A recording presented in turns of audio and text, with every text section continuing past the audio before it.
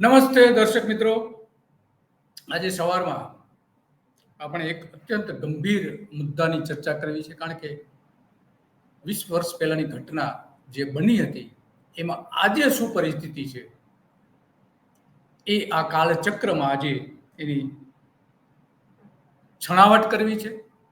છણાવટ એટલા માટે જરૂરી છે કે કચ્છના મુન્દ્રામાં જે અદાણી કંપનીનું મુન્દ્રા બંદર જે છે, મુન્દ્રા એસઇઝેડ છે, મુન્દ્રા એરપોર્ટ છે, મુન્દ્રા કોલોની જે છે, એની આસપાસ વણાયેલી આ કથા છે. કારણ કે 2005માં એ બધી ઘટનાઓ જે બની હતી પછી એમાં કેટલાક વાંધા અરજીઓ કરવામાં આવી હતી અને 2008થી લઈને 2010 સુધી એ બધી તપાસ ચાલી હતી. સુનીતા નારાયણ નામની એક સમિતિ બની હતી કે જે એ સમિતિ તપાસ કરવા આવી હતી અને એમણે અહીંયા જે જંગલો હતા મુન્દ્રામાં, ચેરના જંગલો, અત્યંત મૂલ્યવાન જંગલો, દુર્લભ જંગલો, એ સેટેલાઇટ ઇમેજના આધારે નક્કી કરવામાં આવ્યું તો લગભગ 1000 જેટલા હેક્ટરમાં આ જે જંગલો હતા ચેરના, એમાં કઈ રીતે એ જંગલો સાફ થઈ ગયા, કઈ રીતે બળી ગયા, ખાડી પૂરી દેવામાં આવી, એ બધી જ ઘટનાઓને અંગે તપાસ કરી હતી. તપાસ એટલા માટે કરી હતી કે કેન્દ્ર સરકારના વન અને પર્યાવરણ મંત્રાલયે એક નોટિસ આપી હતી. એ નોટિસ કે જે આપણે આ જોઈ રહ્યા છીએ, આ નોટિસ આપી હતી 2010માં કે શા માટે તમને આજે ચેરના જંગલો જે છે એના માટે તમે જે નિયમોના ભંગ કરેલા છે, પર્યાવરણના ભંગ કરેલા છે, એસઇઝેડનો જે ભંગ કરેલો છે, એ આખી જે બાબતો હતી એની ચર્ચા એમાં કરવામાં આવી હતી. આ એ સમયના તસવીરો છે 2010ની. ત્યાં આખી જે સમિતિ રચી હતી, સમિતિ ત્યાં ગઈ હતી પર્યાવરણની તપાસ માટે, પર્યાવરણ વિભાગની, એને આ બધી લીધેલી તસવીરો છે 2010ની. તો આ આખી ઘટના આપણે એટલા માટે ચર્ચા કરવી જરૂરી છે કે ગઈકાલે આપણે જોયું કે કોંગ્રેસના સમયમાં અમરસિંહ ચૌધરીની સરકારે જંગલોમાં કેટલું નિકંદન કાઢ્યું હતું એની ચર્ચા કરી. એ નિકંદન ત્યારે નીકળ્યું હતું ત્યારે એ વન પ્રધાન હતા અમરસિંહ ચૌધરીને, અને એ જંગલો કપાયા પછી મુખ્ય પ્રધાન થયા હતા. તો આ લગભગ એવો જ કિસ્સો છે કે નરેન્દ્ર મોદીના સમયમાં આ જે જંગલો કપાયા હતા, ચેરના જંગલો મુન્દ્રા બંદર ઉપર, અને પછી એ મુન્દ્રા બંદર ઉપર જંગલો કપાયા પછી, નાશ પામ્યા પછી, બળી ગયા પછી નરેન્દ્ર મોદી વડાપ્રધાન થયા. તો આ બે ગુજરાતની એવી શખ્સિયત છે કે જેના કારણે, જંગલો કપાવાના કારણે એને બઢતી મળી હતી, લોકોએ બઢતી આપી હતી. અને ત્રીજા જે નેતા, ઉદ્યોગના નેતા, ઉદ્યોગપતિ નેતા ગૌતમ અદાણીની પણ પ્રગતિ થઈ. એ નરેન્દ્ર મોદી વડાપ્રધાન થયા પછી આ બધી ઘટનાઓ બની. તો આ જે આખી ઘટના હતી એમાં આપણે મહત્વનું એટલા માટે છે કે જે આ નોટિસ આપણે જોઈ, એ નોટિસ આપી અને એમાં ઘણા બધા મુદ્દાઓની છણાવટ કરવામાં આવી હતી. એમાં એવું કહેવામાં આવ્યું હતું કે આ જે જંગલો જે કપાયા છે એના માટે નિયમોનો ભંગ થયો છે. અદાણીએ આ આખી જે બાબતો સામે આવી હતી અને પછી એ જે અહેવાલ અને નોટિસો જે આપવામાં આવી હતી કે રિસ્ટોરેશન કરવું, કારણ કે ત્યાં પાઇપલાઇન નાખવામાં આવી હતી. આ પાઇપલાઇનની તસવીર પણ આપણે જોઈએ આગળ. પાઇપલાઇન પણ નાખવામાં આવી હતી અને એ પાઇપલાઇનમાં પણ ઘણા બધા ભંગ થયા હતા, નિયમોના ભંગ થયા હતા. આ ત્યાંની અદાણીની જે કોલોની છે, એ કોલોનીનું દ્રશ્ય છે, એકદમ એસઇઝેડના વિસ્તારમાં છે. આપણે જોઈ શકીએ છીએ બંદરનું જે કામ એ સમયે ચાલી રહ્યું હતું અને આગળ જે ખાડી છે, ખાડીનો પ્રદેશ આપણે જોઈ રહ્યા છીએ. આ ચેરના જંગલો છે, જેને મેંગ્રોવ્સ કહેવામાં આવે છે, અત્યંત મૂલ્યવાન, દરિયાઈ જીવસૃષ્ટિ માટે એટલા મૂલ્યવાન છે કે એના કારણે માછીમારી મોટા પ્રમાણમાં થાય છે. માછલીઓ અને જે ખોરાકની જરૂર પડે એ અહીંયા પેદા થાય છે. દરિયાકાંઠો જે ધોવાતો હોય છે એ અટકે છે. અને પર્યાવરણની જે આખી સાયકલ છે, એ સાયકલમાં આ મેંગ્રોવ્સ અત્યંત મહત્વના છે એ ત્યાં નિકંદન કાઢી નાખવામાં આવ્યું હતું. આ બધી જ નોટિસો આપવામાં આવી હતી અને એ નોટિસમાં આ બધી બાબતો એમાં રજૂ કરવામાં આવી હતી કે કઈ પ્રકારે ચેરના જંગલો કપાયા હતા. આ જોઈ શકીએ છીએ કે આવી હાલત હતી. આ ભારત સરકારની જે તપાસ સમિતિ હતી એણે આ તસવીરો લીધેલી છે. એ સમયની તસવીરો છે, 2010ની તસવીરો છે. એમાં આપણે જોઈ શકીએ છીએ કે મેંગ્રુવ્સના જે થળિયા માત્ર દેખાઈ રહ્યા છે, બાકીના બધા સાફ થઈ ગયા છે. સ્પષ્ટપણે દેખાય છે આમાં. આ જે બળી ગયા હતા જંગલો એ આપણે જોઈ શકીએ છીએ. તો આ મહત્વની બાબત, કચ્છ એક રણ પ્રદેશ છે અને એમાં જે દરિયાકાંઠે આ અત્યંત જરૂરી વૃક્ષો છે દરિયા માટેના, કચ્છ માટેના. આ પાઇપલાઇનનું દ્રશ્ય આપણે જોઈ શકીએ છીએ, કઈ રીતે આડેધડ પાઇપલાઇન નાખવામાં આવી હતી દરિયાની અંદર, કઈ રીતે બહાર પાઇપલાઇન નાખવામાં આવી હતી અને પાઇપલાઇનથી ઘણું બધું નુકસાન પણ થવાની સંભાવનાઓ હતી. આ બધી તસવીરો એ સમયે કેન્દ્ર સરકારની જે સમિતિ છે એણે લીધી હતી.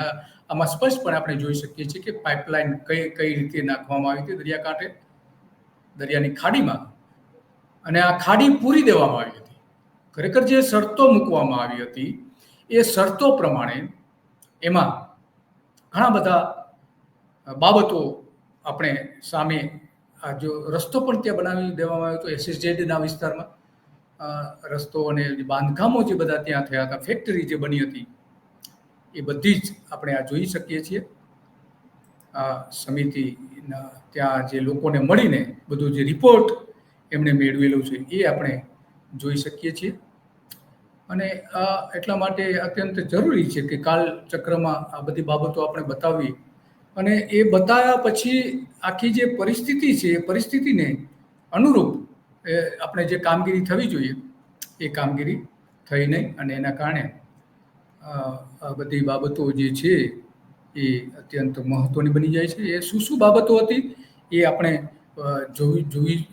એની આપણે ચર્ચા પણ કરીએ કે આ બાબતો શું હતી અને કઈ બાબતો. એમાં ખાસ કરીને મુન્દ્રા પર્યાવરણના ભંગના કારણે કારણ બતાવો નોટિસ એ આપવામાં આવી હતી, અને ઈસવીસન 2010માં મુન્દ્રા પ્રોજેક્ટ આફતમાં આવી ગયો હતો આ નોટિસોના કારણે. કારણ કે સુનીતાની જે સમિતિ બની હતી, સુનીતિ નારાયણની, એમણે કેન્દ્ર સરકારને ભલામણ કરી હતી કે આ જે પર્યાવરણની ભરપાઈ કરવા માટે 200 કરોડ રૂપિયાનો દંડ કરવો અને એમાંથી ફરીથી મેંગ્રુવ્સના જંગલો ઊભા કરવા, એનો વૈકલ્પિક રીતે ઊભા કરવા, અને ત્યાં જે કાપી નાખવામાં આવ્યા છે ત્યાં પણ પછી એનો કોઈ અમલ થયો નહીં. નરેન્દ્ર મોદી વડાપ્રધાન થઈ ગયા પછી આ બધું જ આખું પ્રકરણ રફે દફે થઈ ગયું છે, અને કેટલાક કોર્ટના ચુકાદા પણ છે એમાં.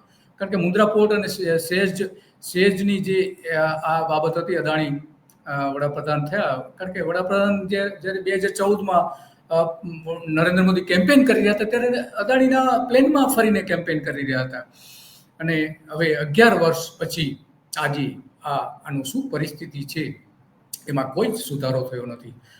કારણ કે આ બધી બાબતો પર્યાવરણ વન અને વન મંત્રાલયના અધિક નિયામક ડોક્ટર એ સેન્થિલ વેલને સ્થળ મુલાકાત લીધી હતી, જે આપણે તસવીર જોઈ, અને એમણે આ બધું જ 6 થી 7 ડિસેમ્બર 2010ના રોજ ગુજરાત પ્રદૂષણ નિયંત્રણ બોર્ડ અને ગુજરાત ઇકોલોજી કમિશનના અધિકારીઓ સાથે આ સેન્થિલ એ મુલાકાત લીધી હતી. ડોક્ટર એ સેન્થિલે મુલાકાત લીધી હતી અને આ બધો જ રિપોર્ટ, નાનામાં નાની બાબતોનો એક અહેવાલ તૈયાર કર્યો હતો, અને 14 ડિસેમ્બર 2010ના રોજ અધિક નિયામક ડોક્ટર એ સેન્થિલ દ્વારા સ્થળ મુલાકાત અને એનો અહેવાલ રજૂ કરી દેવામાં આવ્યો હતો કેન્દ્ર સરકારે.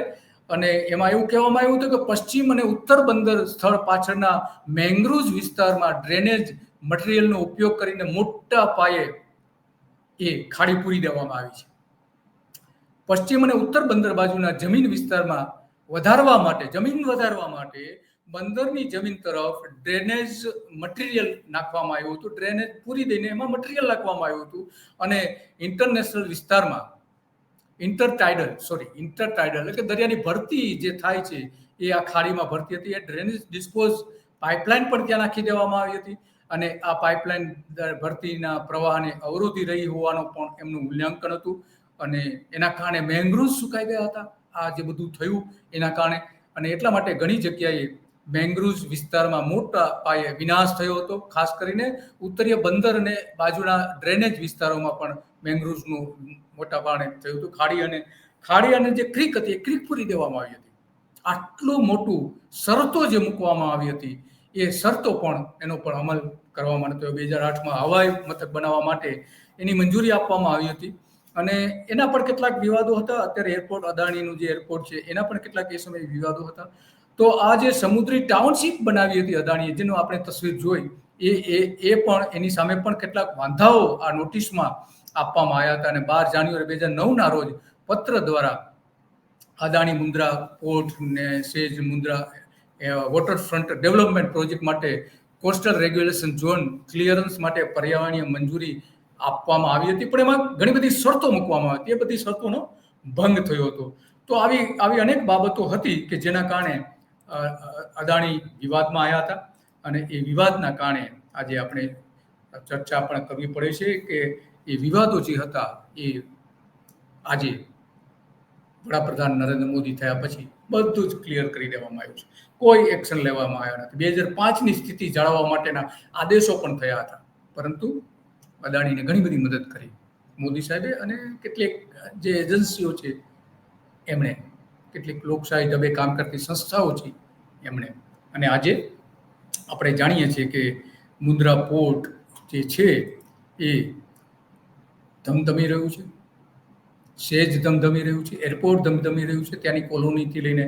તો આવા અનેક પ્રકારના ત્યાં ભંગ થયા હતા, પરંતુ આજે એ બધી નોટિસો ક્યાં છે, શું છે, રફે દફે કરી નાખવામાં આવી છે. અને કેટલાક કોર્ટના આદેશો પણ હતા. ખાસ કરીને જે સમિતિ બની હતી, સમિતિએ 200 કરોડ રૂપિયાનો જે દંડની ભલામણ કરી હતી એ પણ નથી વસૂલવામાં આવ્યો.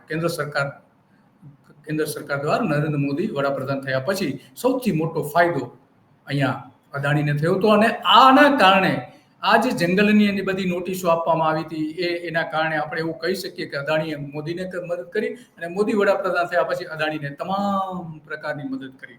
તો આ કાલચક્રમાં આજે જે ભૂલાયેલું ઇતિહાસનું જે કલંકિત પાનું છે એની આજે આપણે ચર્ચા કરવી અત્યંત જરૂરી છે કે જે આપણા જંગલોની કઈ રીતે નેતાઓ દ્વારા કાપણી થતી છે, કઈ રીતે ઉદ્યોગો એને કાપી રહ્યા છે, એની આ એક ઉત્તમ ઉદાહરણ આપણે જોઈ શકીએ છીએ. બસ આજે આટલું જ કાલચક્રમાં, અને રોજ સવારે 9 વાગે કાલચક્રમાં આવા જ વિષયો ઉપર આપણે ગુજરાતની ચિંતા કરીએ છીએ. ભવિષ્યનું સારામાં સારું ગુજરાત બને એના માટેની ચિંતા કરીએ છીએ કે જેથી કરીને અગાઉ જે ભૂલો થઈ છે એ ભૂલો આ નેતાઓ દ્વારા, ઉદ્યોગપતિઓ દ્વારા અને લોકો દ્વારા સુધરે એ માટેના આપણા આ પ્રયત્ન છે. બસ આજે આટલું જ, અને આવતીકાલે પણ આ જ પ્રકારના મુદ્દાઓ પર આપણે કાલચક્રમાં ચર્ચા કરીશું. નમસ્કાર.